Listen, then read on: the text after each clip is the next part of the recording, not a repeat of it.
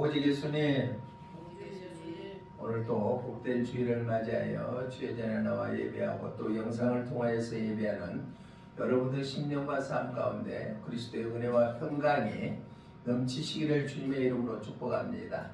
저는 오늘 디모데후서 2장 3절로 6절 말씀을 통하여 충성된 일꾼이라는 제목으로 하나님께서 주시는 은혜를 나누고자 합니다.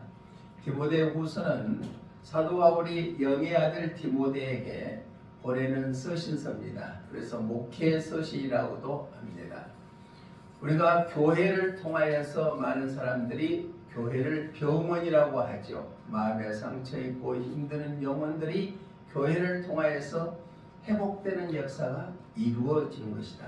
또 교회를 난파된 그러한 배 가운데 구조하는 구조생이라고도 얘기합니다. 죄악으로 빠져서 영원히 죽을 수밖에 없는 영혼들을 살려내는 것이 바로 교회지요. 또 마귀의 권세를 물리쳐서 대적에서 승리하는 군대의 역할을 하는 것이 교회다. 우리 여천원용교회가 그러한 교회의 사명을 감당하기 위해서는 한 사람 한 사람이 하나님께 필요한 일꾼으로 세움받았을 때 가능하게 될 줄로 믿습니다. 일꾼은 자기 자신의 이익도 이익이지만은 열심히 함으로 인해서 나를 불러주고 택하여 주시는 그분께 감사의 보답으로 한 것이 일꾼입니다. 그래서 내게 주어진 일을 충성되이 감당한다면 하나님께서는 우리를 통하여서 이루고자 하는 놀라운 뜻을 이루게 될 줄로 믿습니다. 그러면 충성된 일꾼은 어떤 마음을 갖고 일을 해야 되겠는가? 오늘 말씀을 통하여서 함께 은혜를 나누고 우리의 삶 가운데도 하나님이 원하는 그러한 충성된 일꾼이 되어서 장차 하나님 앞에 섰을 때 착하고 충성된 종아 참 잘했다라고 인정받을 수 있는 우리 모두가 되시기를 주님의 이름으로 축복합니다. 그러면 충성된 일꾼은 첫 번째 어떠냐?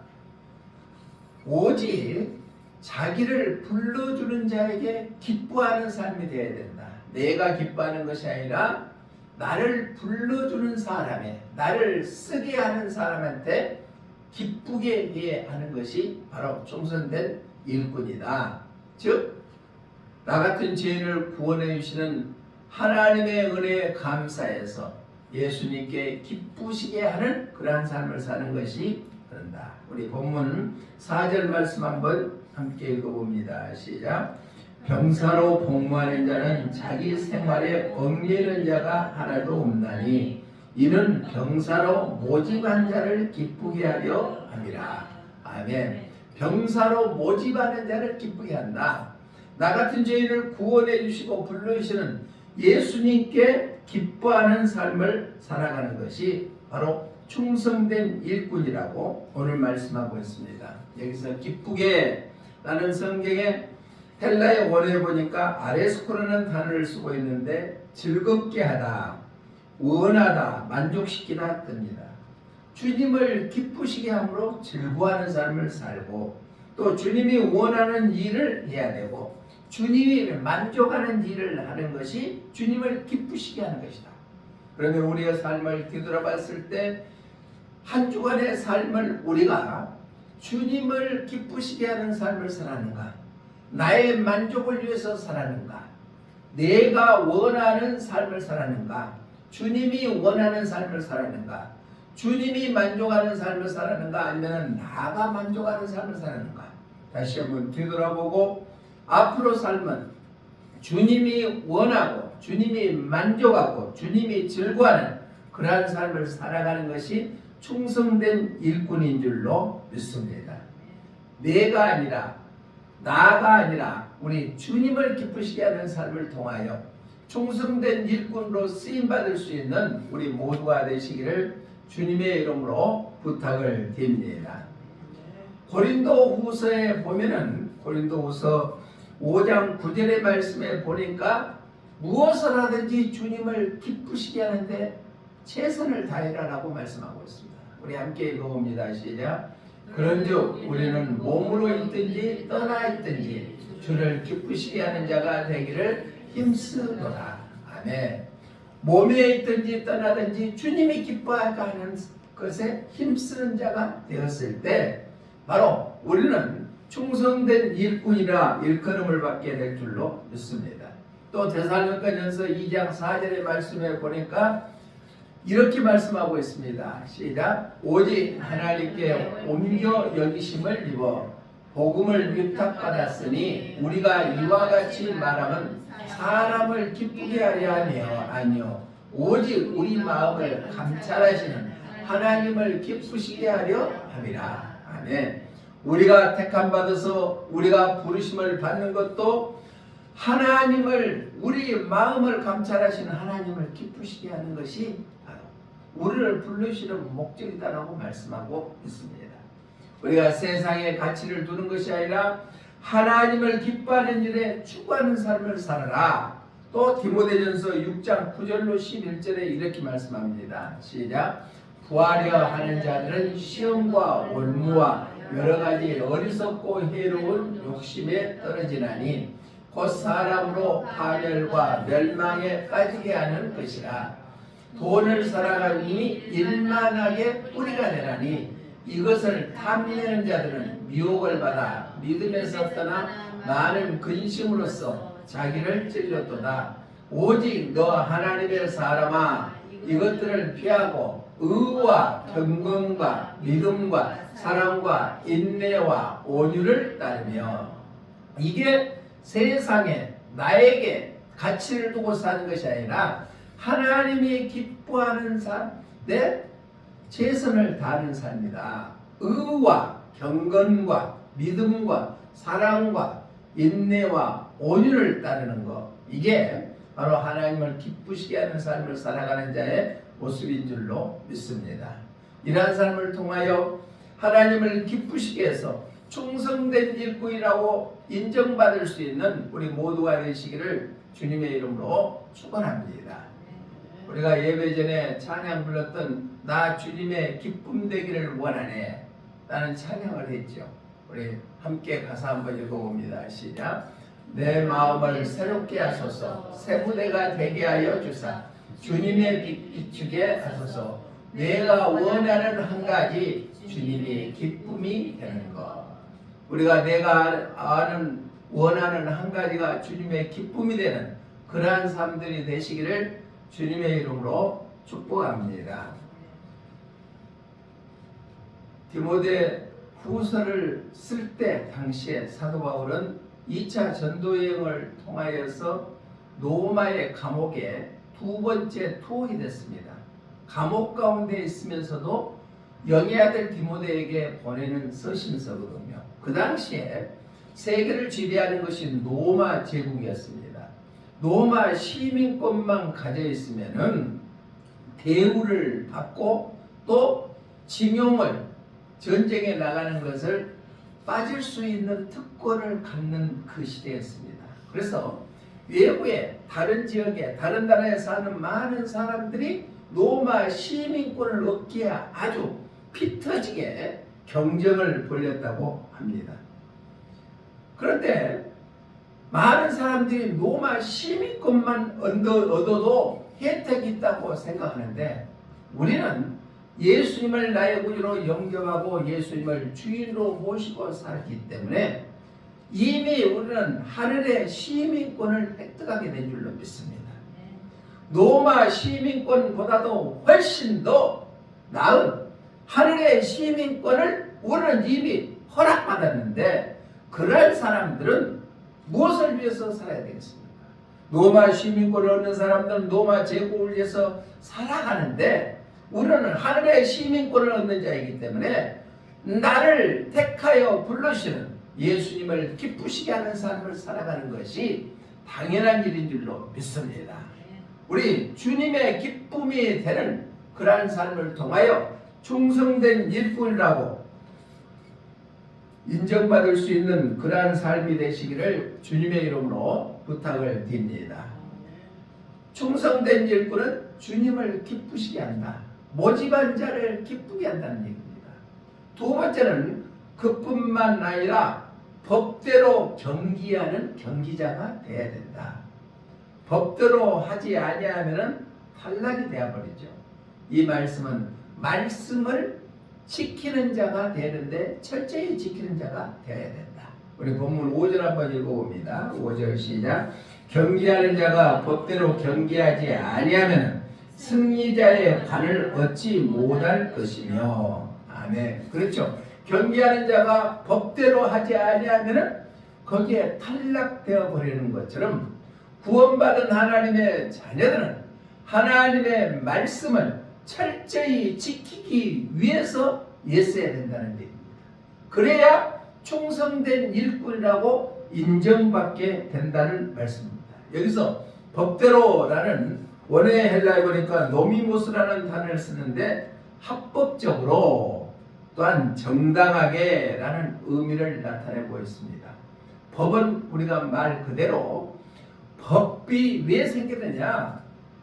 윤리대로 행하지 아니하니까 제재성을 강제성을 띠는 법이 생겼거든요. 그러니까 윤리적으로 도덕적으로 지켜야 될 것을 지켜야 되는데 그것이 제대로 이루어지지 아니하니까 그것을 통제하기 위해서 법을 만들었던 것입니다. 그러니까 우리가 하나님으로부터 택함받는 우리의 충성된 종이 되게 되기 위해서는 하나님의 법, 하나님의 말씀, 하나님의 규례, 하나님의 법도대로 지켜 행하는 자라야 바로 하나님께 충성된 종이라고 일컬음을 받게 된다. 우리는 하나님의 말씀이 우리의 삶의 지표가 되어야 될 줄로 믿습니다. 성경에는 여러 인물들이 나옵니다. 하나님의 말씀대로 살아가는 자는 하나님께서 고난이 있다 할지라도 결국은 승리자의 삶을 살아가게 해주시는데 하나님의 말씀대로 살지 않은 자에게는 반드시 그만한 대가를 치르게 해주시는 분이 하나님이시다. 자, 왕정시대가 시작됐을 때 이스라엘 백성들은 신정으로 다 나라를 다스려 주시고 백성들을 다스려 주셨는데 이스라엘 백성들이 다른 나라는 왕들이 많이 있는데 왜 우리에게는 왕을 안 세워줍니까? 해서 이스라엘의 초대 왕을 누구를 세웠어요? 사울왕을 세웠죠. 그런데 처음에는 하나님의 마음에 합당했는데 나중에는 자기 이익에 사로잡히니까 사울왕을 패하고 하나님의 마음에 합당하는 다윗을 2대 왕으로 세웠죠. 다윗의 2대 왕으로 했을 때 온 나라가 평온했습니다. 하나님의 마음에도 국민의 마음에도 합당하는 왕이 다윗 왕이었습니다. 그리고 그 다음에 왕이 3대가 솔로몬 왕이었습니다.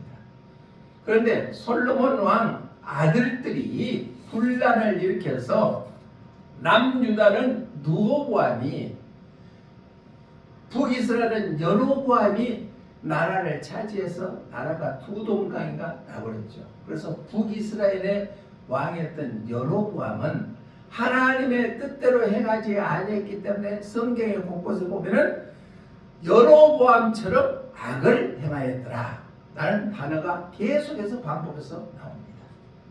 그러면 그 여로보암은 어떠했는가?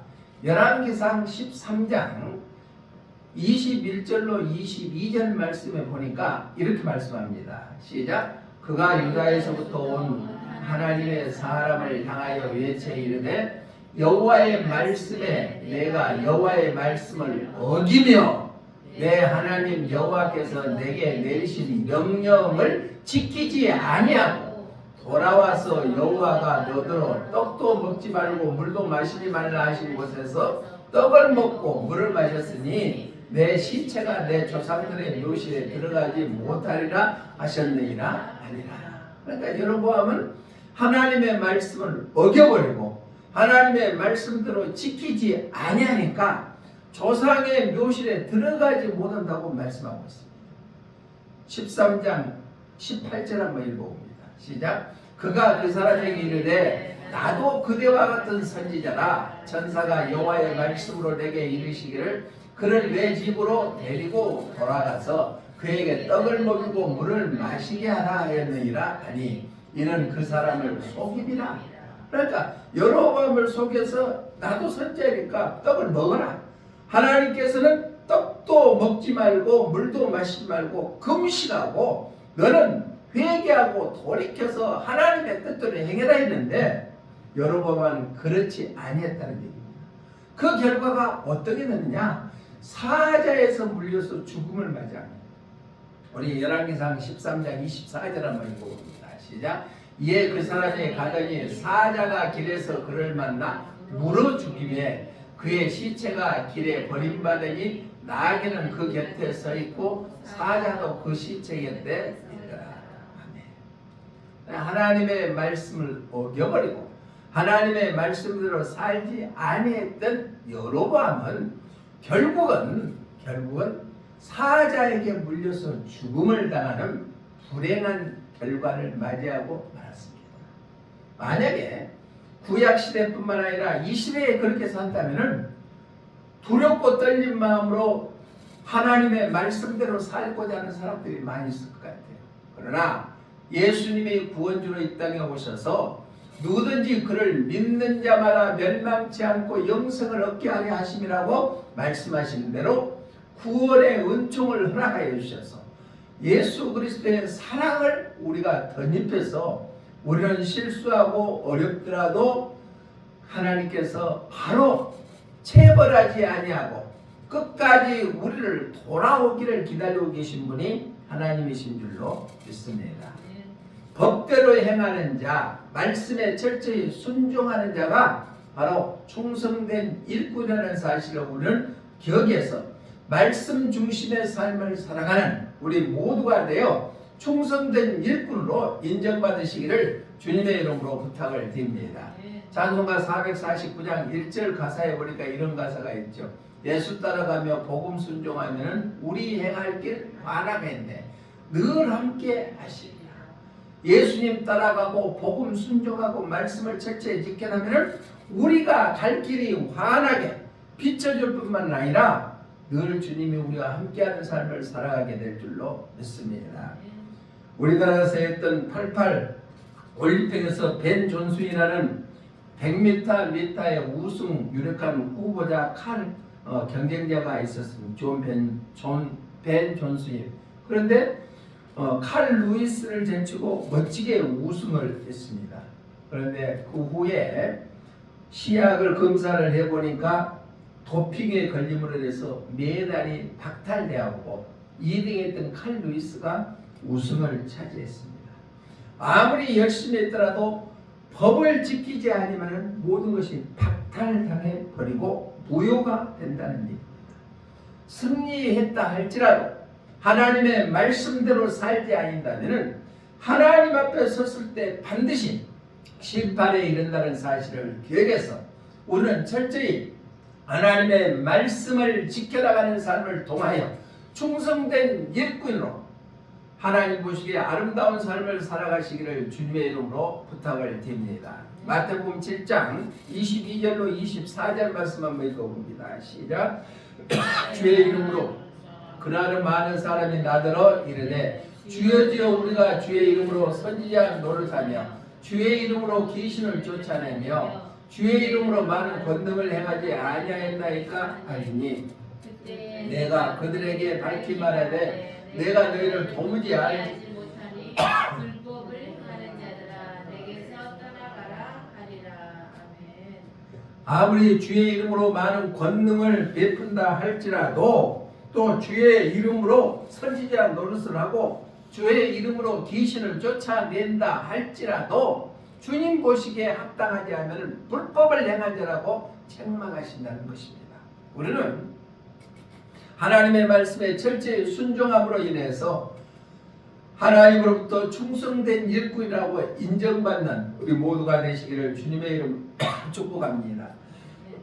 충성된 일꾼은 첫 번째 뭐냐? 모집한 자를 기쁘게 한다는 얘기예요. 바로 나를 택하여 주시는 예수 그리스도를 기쁘게 하는 삶을 살았다. 두 번째는 바로 법대로 경기하는 자가 되어야 된다. 말씀을 철저히 지키는 자가 되어야 된다.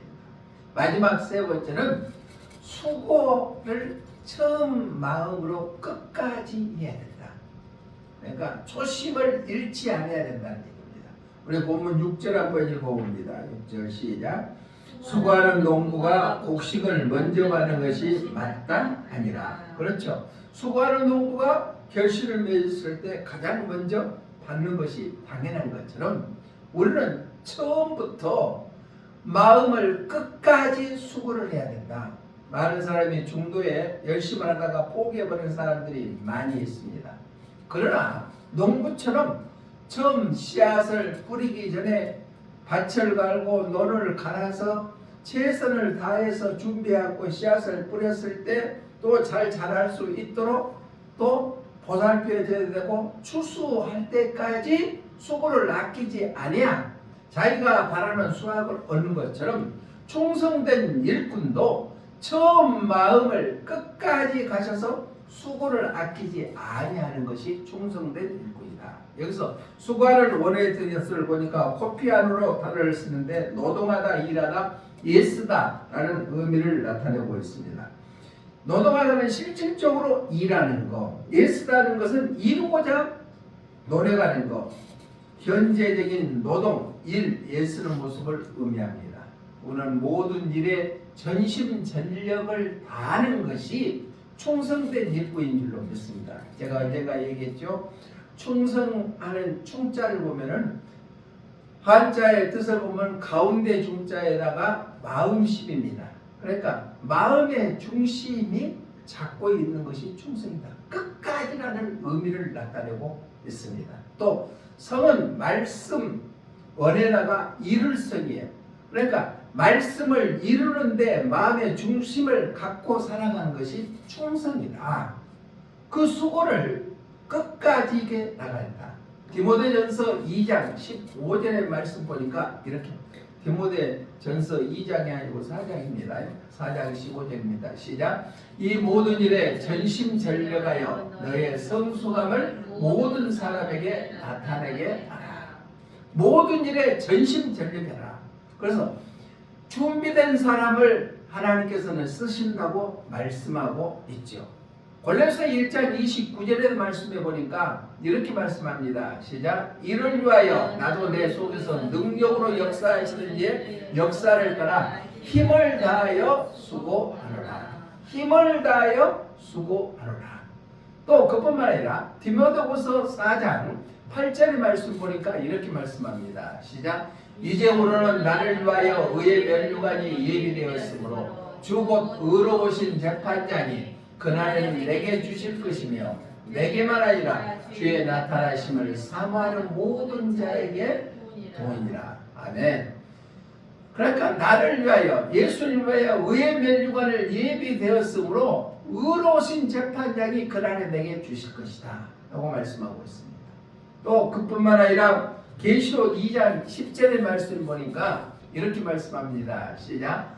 너는 장차 받을 고난을 두려워하지 말라. 볼지어다 마귀가 장차 너희 가운데에서 몇 사람을 옥에 던져 시험을 받게 하리니 너희가 10일 동안 환난을 받으리라. 내가 죽도록 충성하라. 그리하면 내가 생명의 관을 내게 주리라. 너가 죽도록 충성하라. 그러면 생명의 관을 우리에게 허락해 주신다고 약속의 말씀을 하고 있습니다. 지금 우리가 살고 있는 시대는 급변하게 변화되는 시대에 살고 있습니다. 긴장의 끈을 잠시라도 놓으면 바로 우리는 패배할 수 없고 뒤처질 수밖에 없습니다. 세상도 그러하고 모든 흐름을 보면은 세상 환난 때 예수님이 재림할 때가 가까워지고 있는 이 시대입니다. 그러니까 우리는 충성된 일꾼으로 삶을 살아가기 위하여 처음 마음의 수고를 끝까지 아끼지 않는 삶을 살아간다면 하나님께서 우리가 하나님 앞에 섰을 때 우리의 모습을 통하여서 잘했다 칭찬받는 그러한 삶이 되게 될 줄로 믿습니다.